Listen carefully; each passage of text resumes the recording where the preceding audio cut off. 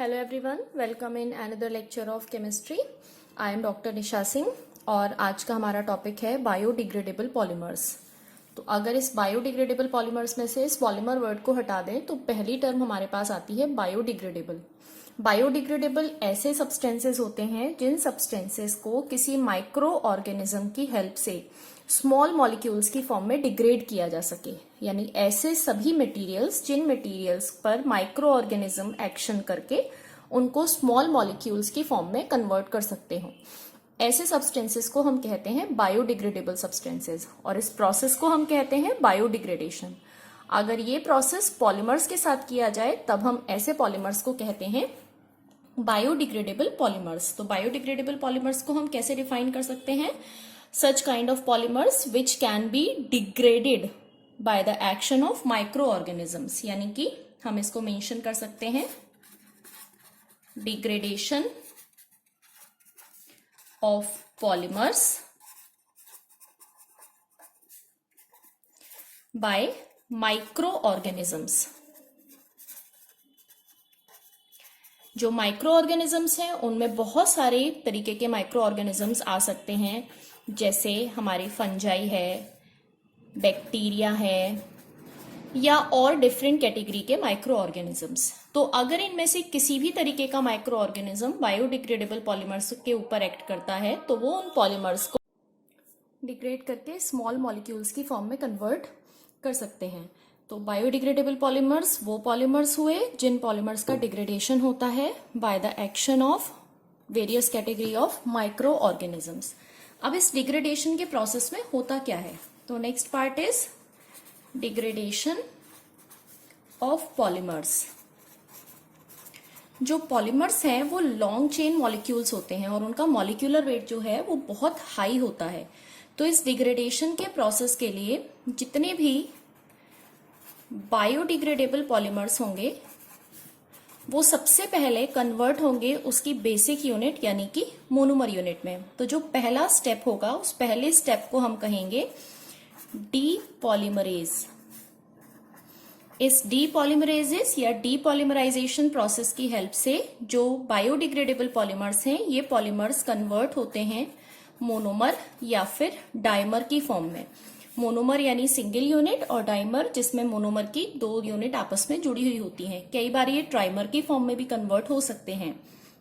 फिर ये बनने वाले मोनोमर और डाइमर अपने अलग अलग एलिमेंटल फॉर्म में या स्मॉल मॉलिक्यूल्स की फॉर्म में कन्वर्ट होते हैं। तो दो अलग अलग प्रोसेस होते हैं जिसमें से पहला प्रोसेस होता है एरोबिक ऑक्सीडेशन और दूसरा प्रोसेस होता है एनएरोबिक ऑक्सीडेशन। एरोबिक ऑक्सीडेशन का मतलब है the process of oxidation in presence of oxygen और एनारोबिक ऑक्सीडेशन का मतलब है process of oxidation in absence of oxygen. यानी अगर ऑक्सीजन की प्रेजेंस में ऑक्सीडेशन रिएक्शन हो रही है तब उसको हमने कहा एरोबिक ऑक्सीडेशन, और अगर ऑक्सीजन की एब्सेंस में ऑक्सीडेशन रिएक्शन हो रही है तब उसको हम कह रहे हैं एनारोबिक ऑक्सीडेशन। जो एरोबिक ऑक्सीडेशन है उसके रिजल्टेंट की फॉर्म में जो कंपाउंड्स हैं यानी जो मोनोमर और डाइमर्स थे इनका conversion in general carbon dioxide और वाटर मॉलिक्यूल की फॉर्म में होता है। लेकिन जो एनारोबिक ऑक्सीडेशन प्रोसेस होता है उस एनारोबिक ऑक्सीडेशन प्रोसेस से बनने वाले जो मॉलिक्यूल्स होते हैं उनमें कार्बन डाइऑक्साइड, वाटर मॉलिक्यूल, इनके अलावा कुछ और गैसियस मॉलिक्यूल्स होते हैं जैसे मीथेन है, हाइड्रोजन सल्फाइड है।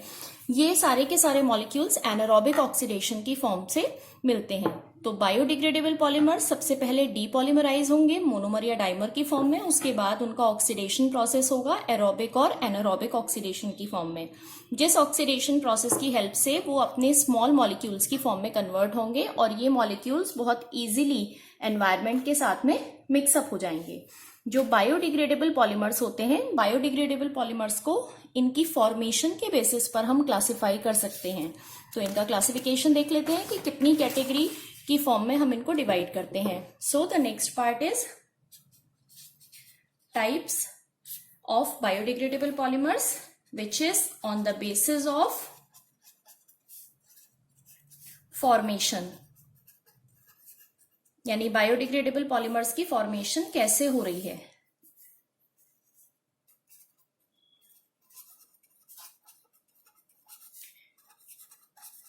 जितने भी बायोडिग्रेडेबल पॉलीमर्स होते हैं, इन पॉलीमर्स के अंदर कुछ डिफरेंट कैटेगरी या कुछ स्पेसिफिक लिंकेज प्रेजेंट होती हैं, यानी कुछ अलग तरीके के बॉन्ड प्रेजेंट होते हैं। उन्हीं बॉन्ड्स के बेसिस पर हम इनकी फॉर्मेशन को डिफाइन कर रहे हैं।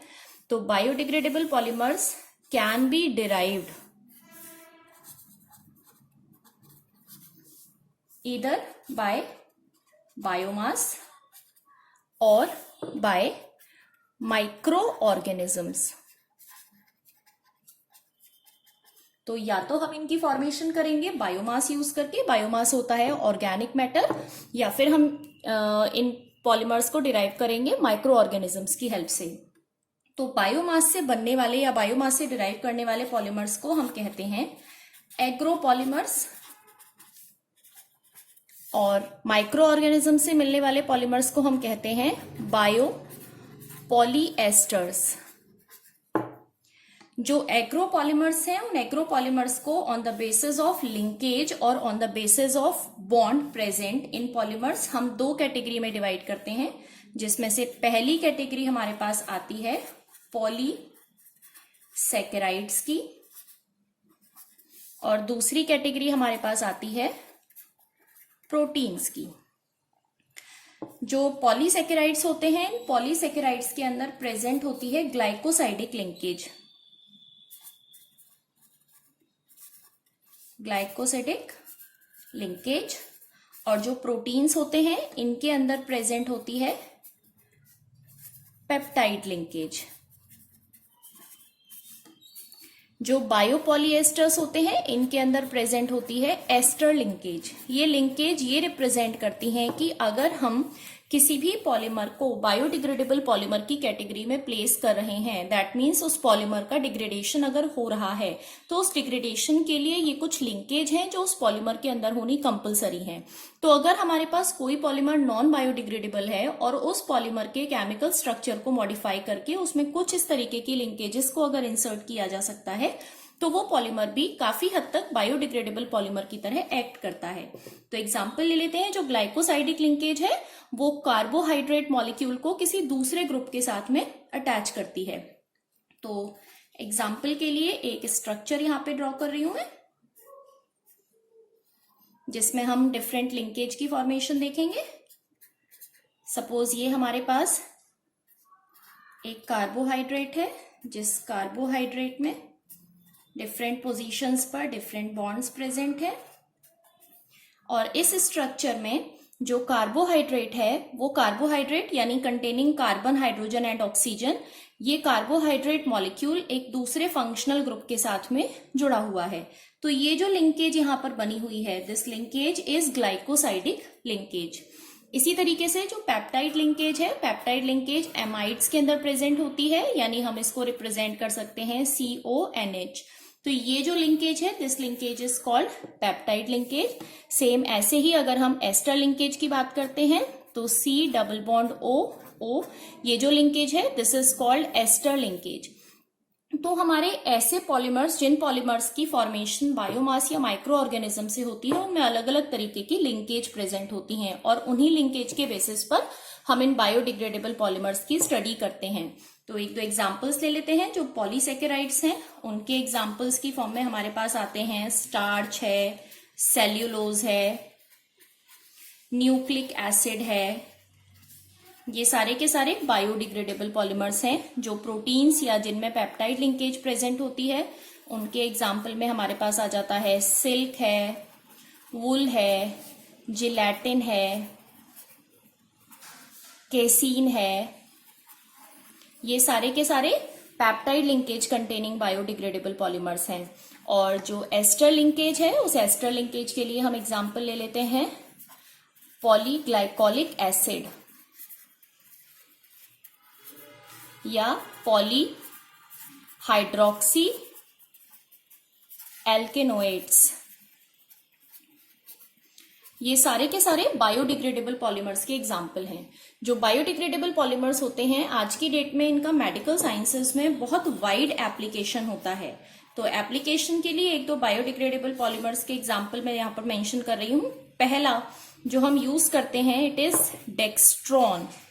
डेक्सट्रॉन एक ऐसा मटेरियल है जो कि पोस्ट ऑपरेटिव स्टिचेस लगाने के काम में आता है। आपने एक टर्म सुनी होगी कि जो स्टिचेस हैं, कई बार पेशेंट को स्टिचेस कट कराने के लिए जाना पड़ता है और कई बार ऐसे स्टिचेस डॉक्टर्स यूज करते हैं जो कि अपने आप डिसॉल्व हो जाते हैं। तो ऐसे स्टिचेस जो कि डिसॉल्वेबल होते हैं वो बायोडिग्रेडेबल पॉलीमर से बने होते हैं और उसको हम क्या कहते हैं, डेक्सट्रॉन कहते हैं। और ये जो डेक्सट्रॉन है, ये डेक्सट्रॉन किससे बना होता है, it is a polymer of polyglycolic acid, यानी इसके अंदर ग्लाइकोलिक एसिड प्रेजेंट होता है और ये किस लिए यूज्ड होता है, यूज्ड फॉर स्टिचेस, यानी जो स्टिचेस इजीली डिसॉल्व हो जाते हैं। इसके बाद दूसरा सबसे मेजर एप्लीकेशन होता है ग्रीन प्लास्टिक की फॉर्म में, ग्रीन प्लास्टिक और we can say bioplastic. Green plastic और बायोप्लास्टिक ऐसे बायोडिग्रेडेबल पॉलीमर्स होते हैं जिनको यूटिलाइज किया जाता है फूड पैकेजिंग के लिए, यानी जितने भी सिंपल पॉलीथाइलिन के बने हुए फूड पैकेट्स आते हैं these are non biodegradable, but अगर उसको रिप्लेस किया जाए ग्रीन प्लास्टिक या बायोप्लास्टिक के साथ में तो ये जो पॉलीमर है it is a biodegradable polymer.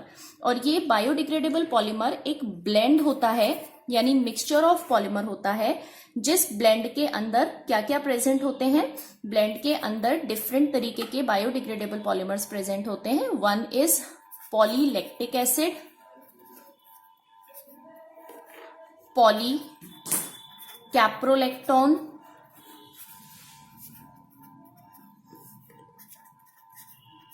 Polylactic co glycolic acid, इन सब से मिलकर ये ब्लेंड बना होता है जिस ब्लेंड को हम ग्रीन प्लास्टिक की फॉर्म में यूज करते हैं। इसके अलावा जो बायोडिग्रेडेबल पॉलीमर्स हैं उनके बहुत सारे डिफरेंट तरीके के जो डेरिवेटिव्स होते हैं, वो डेरिवेटिव्स बहुत सारी हार्ट रिपेयर सर्जरी में यूज किए जाते हैं, इन हार्ट रिपेयर। तो मेडिकल साइंसेज में, उसके अलावा फूड इंडस्ट्री में बहुत सारे एप्लीकेशंस होते हैं बायोडिग्रेडेबल पॉलीमर्स के, जो कि नॉन बायोडिग्रेडेबल पॉलीमर्स को धीरे धीरे करके रिप्लेस करते चले जाएंगे। सो आई होप आपको ये basic concept of biodegradable polymer ठीक से समझ में आया होगा। Feel free to ask if there is any doubt. Thank you so much.